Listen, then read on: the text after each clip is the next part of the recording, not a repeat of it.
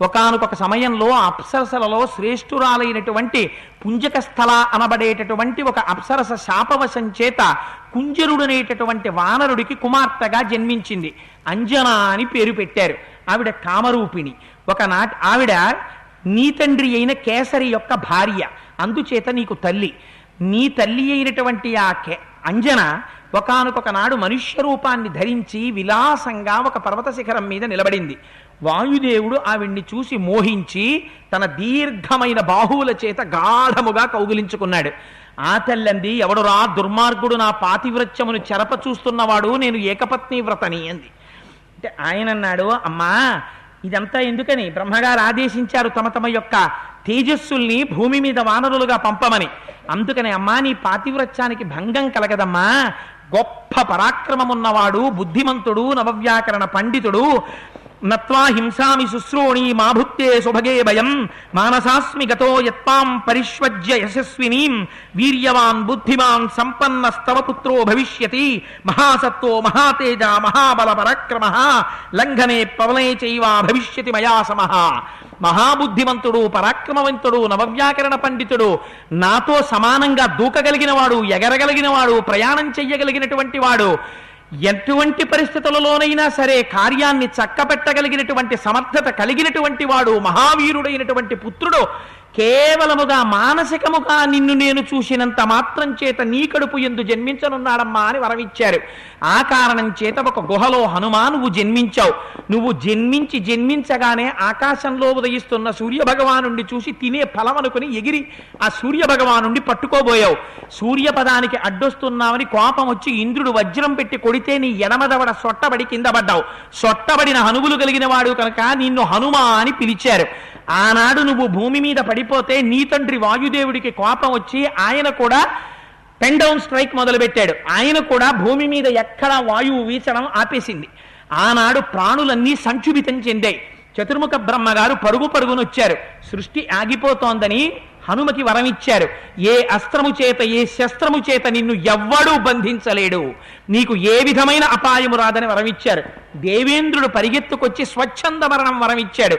నీ అంత నువ్వు సంకల్పం చేసి శరీరాన్ని విడిచిపెట్టాలి, కానీ ఒక్క నాటికి నిన్ను పడగొట్టగలిగినటువంటి పురుషుడు ఈ పృథివీ మండలంలో, ఈ బ్రహ్మాండాల్లో ఎక్కడా ఉండడు. అటువంటి వాడివని వరమిచ్చారు.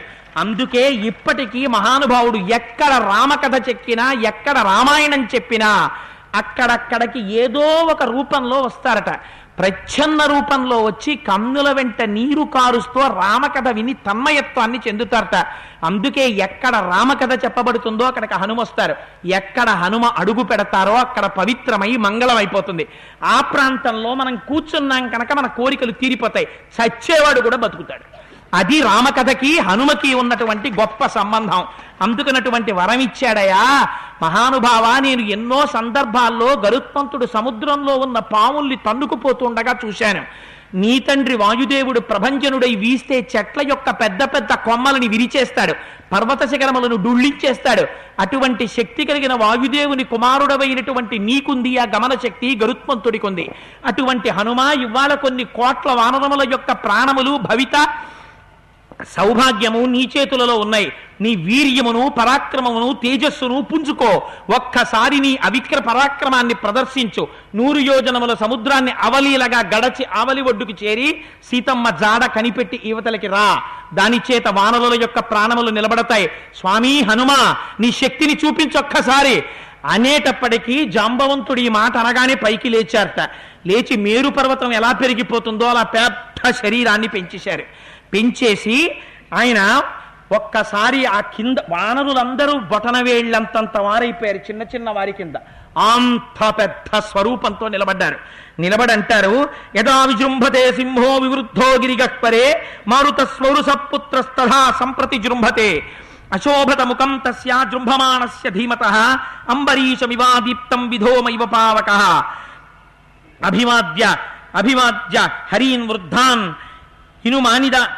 హనుమానిదమిబ్రవీత్ అరుజత్ పర్వతాగ్రాణి హుతాశన సఖోనిలః బలవాన్ అప్రమేయశ్చ వాయురాకాశగోచరః యస్యాహం శీఘ్రవేగస్య శీఘ్రగస్య మహాత్మనః మారుతః సౌరసపుత్రః ప్లవనే నాస్తి మత్సమః ఉత్సహేయం హి విస్తీర్ణః మాలికంతమివాంబరం మేరుంగిరిమసంగేన పరిగంతుం సహస్రశః బాహువేగ ప్రణున్నేన సాగరేణ ముత్సహే సమాప్లావయితుం లోకం సపర్వత నదీ హ్రదం ముమోరు జంఘవేగేన భవిష్యతి సముత్థితః సముచ్ఛ్రిత మహాగ్రాసో సముద్రో వరుణాలయం పన్నగాశనమాకాశే పతంతం పక్షిసేవితే వైనతేయమహం శక్తః పరిగంతుం సహస్రశః ఉదయాత్ర స్థితం వాపి జ్వలంతం రశ్మిమాలినం అనంతమివ మాదిత్య అభిగంతుం సముత్సహే సాగరం శోషయిష్యామి ధారయిష్యామి మేదినీం పర్వతాం చూర్ణయిష్యామి ప్లవమాన ప్లవంగమాః మహామేరు ప్రతీకాశం మాంచ ద్రక్షదవానరాః దివమవృత్య గచ్చంతం గ్రసమాన వివాంబరాం ఇదమిష్యామి జీమూత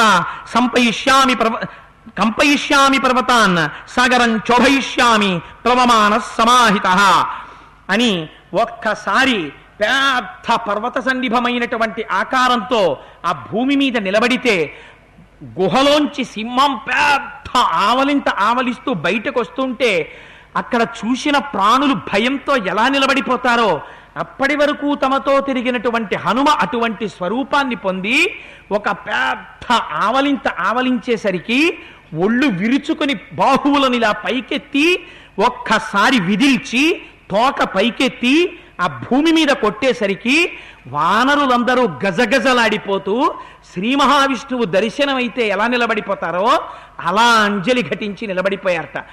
ఆవలించి నిలబడితే కాల్చిన పెద్ద ఇనప పెనం ఎలా ఉంటుందో అటువంటి దంష్ట్రలతో కోరలతో దంతములతో ఎర్రటి ముక్కుతో మహానుభావుడు శోభిస్తూ హనుమ నిలబడ్డారట. ఆయన ప్రతిజ్ఞ చేస్తారు. అక్కడ ఉన్నటువంటి వృద్ధులైనటువంటి వానర వీరులందరికీ నమస్కారం చేశారు. నా తండ్రి వాయుదేవుడు, ఆయన అగ్నిదేవుని యొక్క సఖుడు. వాయుదేవుడు ఎటువంటి గమనంతో వెళ్ళిపోతాడో అటువంటి వాయువేగంతో నేను బయలుదేరుతున్నాను. ఇవాళ నేను బయలుదేరి వెళుతుండగా నాకు అడ్డొచ్చినటువంటి ఏ ప్రాణినైనా సరే నా యొక్క వక్షస్థలంతో గుద్ది పడగొట్టేస్తాను, పర్వతాల్ని చూర్ణం చేస్తాను, సముద్రాన్ని కలయి తిప్పేస్తాను, నా బాహువుల యొక్క శక్తి చేత ఈ సముద్రాన్ని తిరగతోడేస్తాను, పర్వతాల్ని కదిపేస్తాను, శిఖరాల్ని ఊపేస్తాను. 100 యోజనములు కాదు, 10,000 యోజనములైనా సరే కొన్ని వేల మార్లు అటువైపు నుంచి ఇటువైపుకి దాటుతాను. సూర్యుడు ఉదయిస్తుండగా భూమి నుంచి ఆకాశంలో కెడతాను, సూర్యుడి సమీపంలో నిలబడి నమస్కారం చేస్తాను, మళ్ళీ కిందకు వస్తాను. మళ్ళీ సూర్యుడు అస్తమించడానికి పశ్చిమ దిక్కు కెడుతుండగా మళ్ళీ సూర్యుడి దగ్గరికి ఎడతాను, మళ్ళీ నమస్కారం చేసి కిందకు వస్తాను. వాయుదేవుడిది ఎంతవంటి బలమో నా బలం అటువంటిది. గరుత్మంతుడు సముద్రం మీద తిరుగుతుండగా గరుత్మంతుడి చుట్టూ కొన్ని వేల సార్లు ప్రదక్షిణం చేస్తాను. సముద్రానికి ఉత్తర దిక్కున కూర్చుని లేచి నా శరీరాన్ని పెంచి వంగి దక్షిణ దిక్కునున్న సముద్రాన్ని నా చేత్తో ముట్టుకుంటాను. ఆకాశంలో నేను ప్రయాణం చేసి వెళ్ళిపోతుంటే సమస్త భూతములు గజగజలాడిపోతాయి. నేను వెడుతున్నప్పుడు ఆకాశాన్ని తీవ్రమైన దంష్ట్రలతో కూడిన నా నోటితో తాగినట్టుగా తాగుతూ వెళ్ళిపోతాను. మేరుపర్వత శిఖరాలకి కొన్ని వేల మార్లు ప్రదక్షిణం చేస్తాను. రావణాసురుడు ఈ భుజాతండానికి 10 తలల కీటకం, వాణ్ణి కొట్టి చంపేస్తాను. లేదా లంకని పెల్లగించి చేతితో పట్టి సముద్రానికి ఈవలి ఒడ్డుకి తీసుకొస్తాను. ప్రస్రవణ పర్వత శిఖరముల మీద కూర్చున్న రామచంద్రమూర్తి యొక్క పాదాల విందముల యందు లంకని విసిరాతలు మారేస్తాను. రామచంద్రమూర్తే చూస్తారు రావణుడేమిటో. ఇక నా యొక్క పరాక్రమం ముందు నిలబడగలిగిన వాడు లేడు. నేను బయలుదేరుతున్నాను. నాకు అడ్డు రాగలిగినటువంటి వాడు ఈ బ్రహ్మాండములో లేడు. చతుర్ముఖ బ్రహ్మగారు దేవేంద్రుడు చెరక ఆసనం మీద కూర్చుని మధ్య ఆసనంలో అమృత భాండాన్ని పెడితే ఇద్దరి మధ్యలోకి వెళ్లి చెరక చేత్తో ఇద్దరిని అడ్డగించి అమృత భాండాన్ని తీసుకురాగలను. అవిక్ర పరాక్రమంతో బయలుదేరుతున్నాను అని ఎర్రటి ముఖంతో తీవ్రమైన కోరలతో పరిగల వంటి బాహువులతో తెల్లటి గోళ్లతో పుంజుకున్నటువంటి పరాక్రమం కలిగినటువంటి తొడలతో ఈ భూమి నేను ఇక్కడ నిలబడితే తట్టుకోలేక కుంగిపోతుంది. అందుకని మహేంద్రగిరి పర్వత శిఖరముల మీద నిలబడి పాదములను ఊంచి బయలుదేరుతాను అని పర్వత శిఖరములను ఎక్కుతుంటే అక్కడున్న గంధర్వులు విద్యాధరులు ఎగిరి లేచి పారిపోయారట. ఆ పర్వతం కంపించిపోయిందిట, చెట్లు పడిపోయాయిట, మృగములన్నీ దిక్కులు పట్టి పారిపోయాయిట, పావులు కలుగుల్లోంచి బయటికి వచ్చి తలకొక దిక్కు వెళ్ళిపోయాయిట. అటువంటి స్థితిలో స్వామి హనుమ మహేంద్రగిరి పర్వత శిఖరముల మీద స్వేచ్ఛగా అటు ఇటు తిరుగుతుంటే కింద నుంచి జాంబవంతుడి యొక్క ఛత్రఛాయలలో ఉన్న ఆ వానర సైన్యం అంతా మహానుభావ ఋషుల యొక్క ఆశీర్వచనము చేత, గురువుల యొక్క ఆశీర్వచనము చేత, దేవతల యొక్క ప్రభావము చేత ఏ విధమైన ప్రతిబంధకము లేకుండా 100 యోజనముల సముద్రమును గడచి ఉత్తర దిక్కు నుండి దక్షిణ దిక్కుకి చేరి సీతమ్మ తల్లి జాడ కనిపెట్టి తిరిగి నువ్వు ఎప్పుడొస్తావా అని ఒంటి పాదం మీద నిలబడుంటాం హనుమ. ఇన్ని కోట్ల వానరులకి ప్రాణము పెట్టినటువంటి వాడిగా కీర్తి గడించదవుగాక, నీకోసమని పుణ్యకర్మలు చేస్తూ ఇక్కడ నిలబడతామని కైమోడ్చి నమస్కరిస్తుంటే సవేగవాన్ వేగ సమాహితాత్మ హరిప్రవీర పరవీరహంత మనస్సమాధాయ మహానుభావో జగామి లంకాం మనసా మనస్వి. అవతల శత్రువులైనటువంటి రాక్షసుల్ని కేవలం తన చేతులతో, కాళ్లతో, పాదములతో, మోకాళ్లతో, వక్షస్థలంతో గుద్ది చంపగలిగినటువంటి వీరుడైన హనుమ, దర్శన సామర్థ్యము కలిగినటువంటి హనుమ మనస్సు చేతనే లంకాపట్టణాన్ని చేరుకుని సీతమ్మని అన్వేషించడానికి ఉత్సాహంతో పొంగుతుంటే పౌర్ణమి నాటి చంద్రబింబ దర్శనమై కెరటములతో పైకి లేస్తున్నటువంటి సముద్రంలా మానసికోత్సాహమును పొంది లంకాపట్టణమును మనస్సుతో చేరిపోయి ఉన్నారు.